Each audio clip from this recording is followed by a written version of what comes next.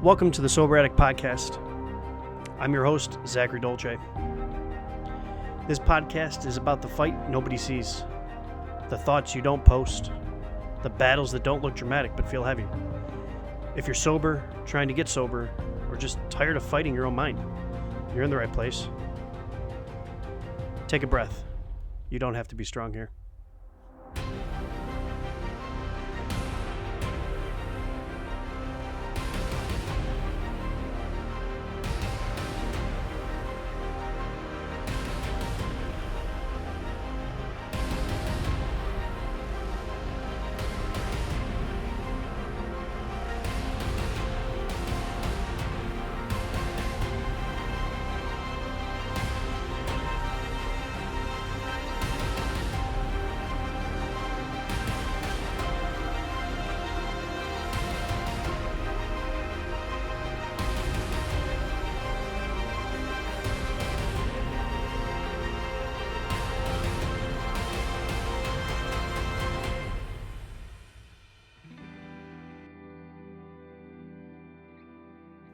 If you're listening right now, I want you to understand something before anything else happens in this episode.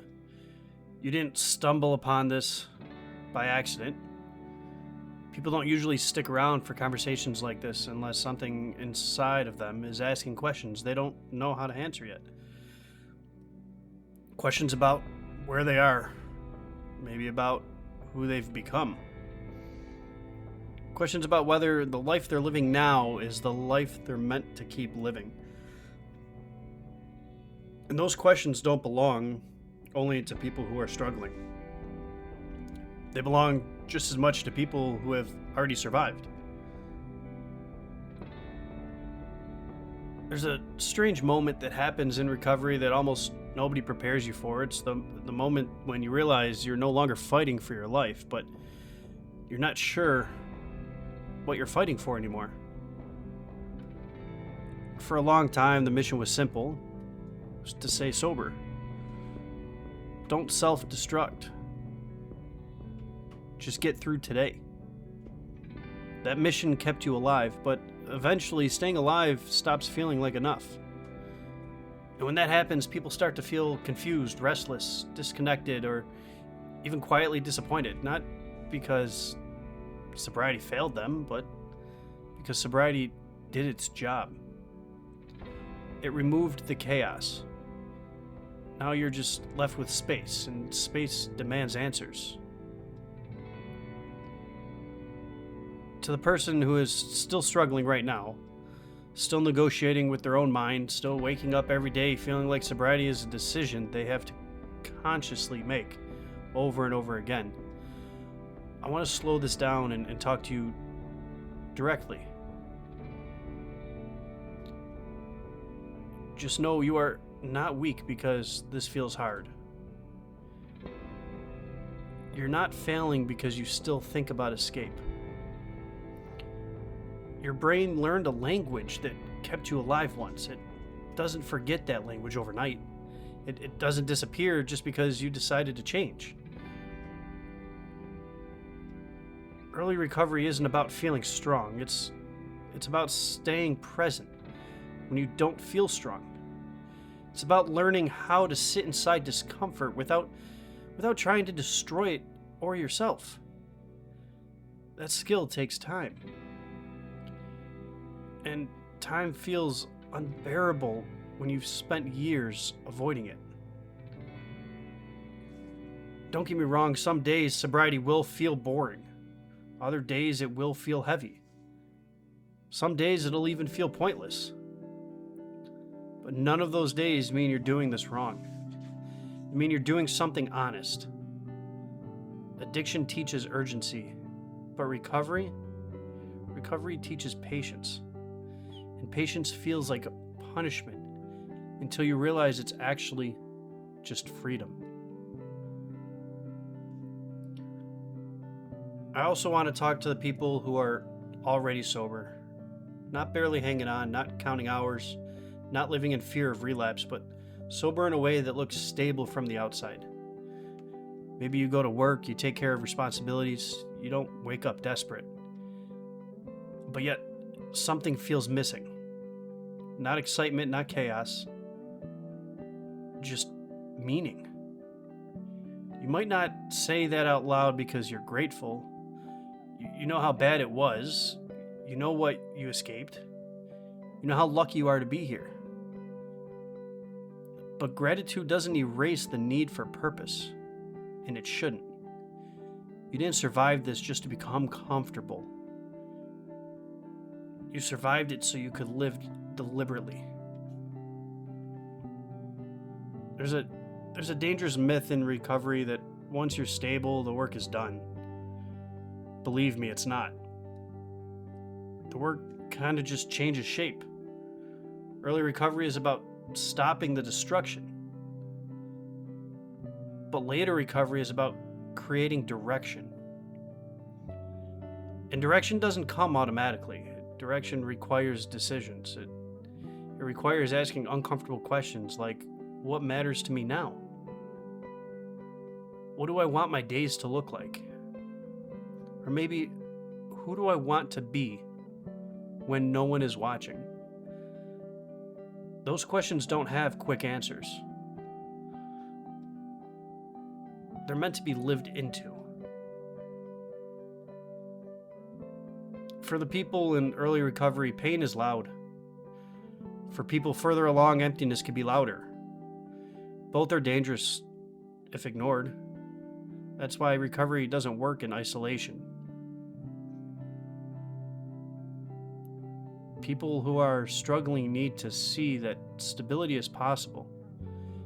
And people who are stable need to remember how fragile this was before. When those two groups stop talking to each other, something breaks. Hope fades on one side, purpose fades on the other, and both sides suffer. If you are clean today, even if you don't feel special, even if you don't feel inspiring, even if you don't feel like a success story, you carry something important simply by existing. You carry the proof. Proof that someone can fall apart and still come back together. Proof that the story doesn't end where it almost did. You don't have to teach, you don't have to preach, you don't have to save anyone. But your presence matters. Someone is watching how you live sober. They're watching how you handle the stress, how you handle the disappointment, how you handle boredom, how you handle life without escaping it. And whether you realize it or not, that matters more than you think. Helping people doesn't mean fixing their problems. It doesn't mean not disappearing when things get uncomfortable. It means checking in when someone goes quiet. Maybe it means listening without trying to control the outcome. You don't rescue people from addiction. You interrupt the isolation. And sometimes that interruption is the only thing that stands between someone and giving up. There's another truth that people don't like to talk about. Helping others doesn't just help them, it protects you. It keeps you grounded in reality instead of fantasy. It keeps you connected instead of isolated. It keeps you honest instead of complacent. People who stay engaged in recovery don't romanticize the past. They remember the truth, not with fear, but with clarity. Purpose doesn't need to be loud. It doesn't need a microphone. Purpose can be reliable. It can be being the person who answers the phone. Purpose can be living in a way that makes people feel safe around you. And that kind of purpose lasts. If you feel behind in life, I want you to hear this very carefully. You didn't start late. You just restarted. And restarting builds a kind of strength most people never have to develop. Your timeline isn't broken, it's earned. Life does get better, I promise. Not because it becomes easy, not because pain disappears, but because you stop disappearing when pain shows up. You become someone who can stay present, someone who can handle discomfort, someone who can sit with life without needing to escape it. That's rare, and that's what matters. So wherever you are right now, if you're struggling, stay connected. If you're sober, stay engaged. If you're stable, reach back. As long as you can keep choosing yourself, choosing honesty, and choosing growth, things continue to change. For the rest of this episode, I don't want to talk about addiction. Not because it doesn't matter, but because it's not the point anymore. This episode is about influence. Because whether you like it or not, you've lived through hard things and came out the other side. You have influence now. Now, I'm not talking about online influence or followers, not a platform, but real influence. The kind that shows up in rooms and conversations and how people behave when you're around. And the question isn't whether you have it, the question is, what are you going to do with it? Here's something most people never realize. You teach people how to live by how you live. Not by what you say, not by giving them advice, but by motivation. By how you respond to pressure, or how you handle frustration, or even how you treat people when nothing is at stake.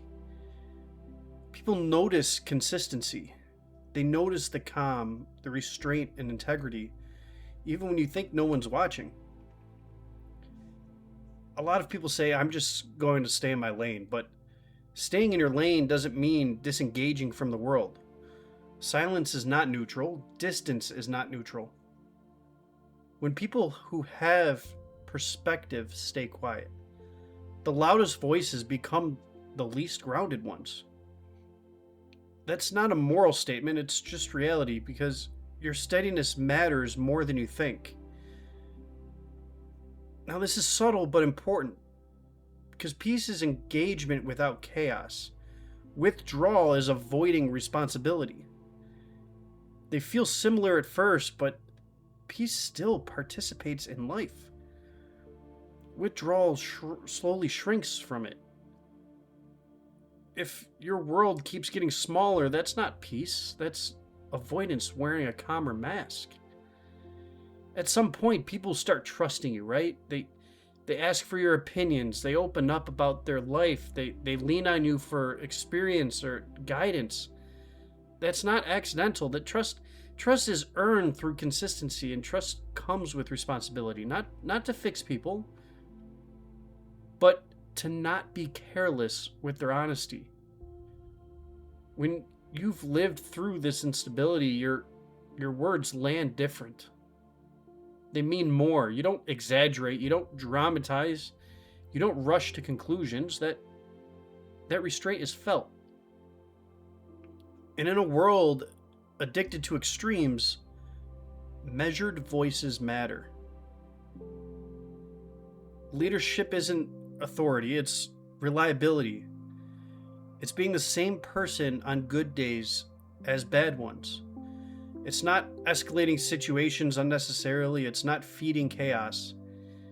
Because people follow calm, and they always have. One question most people avoid is, who is better off because I'm in their life? Not impressed, not entertained, but better off. The question doesn't demand perfection, it demands intention. Now, let's be clear, helping people does not mean burning yourself out, because that won't help. It means being available, not absorbent.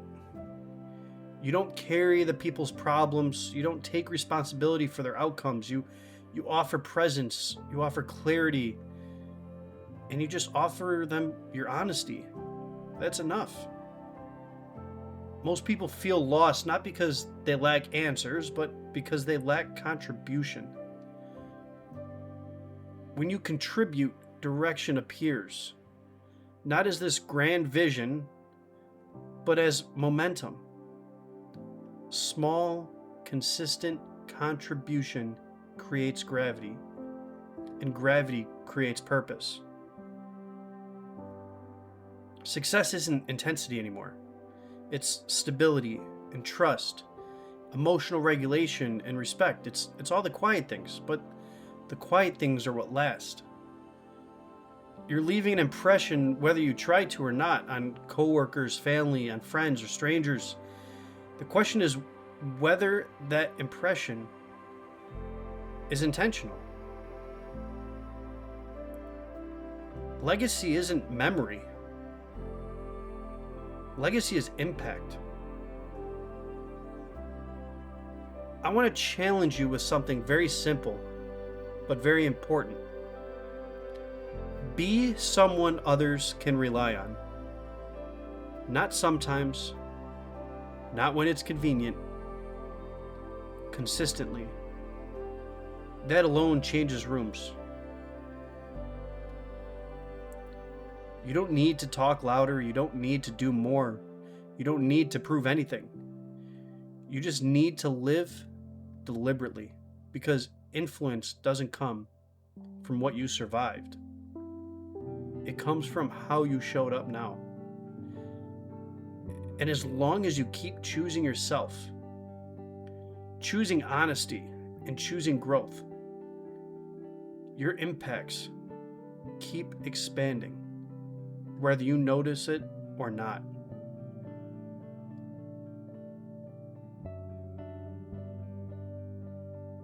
And your impacts are what people in recovery need.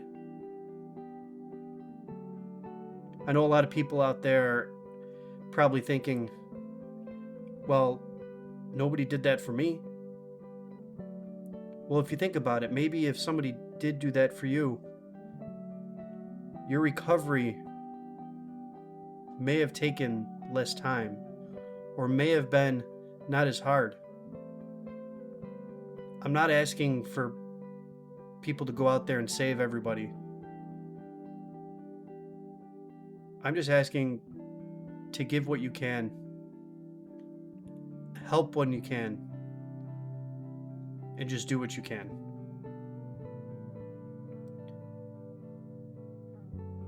This is the Sober Addict Podcast. We're not just about recovery, but about responsibility, influence, and living well. Remember, keep fighting. I'll talk to you next time.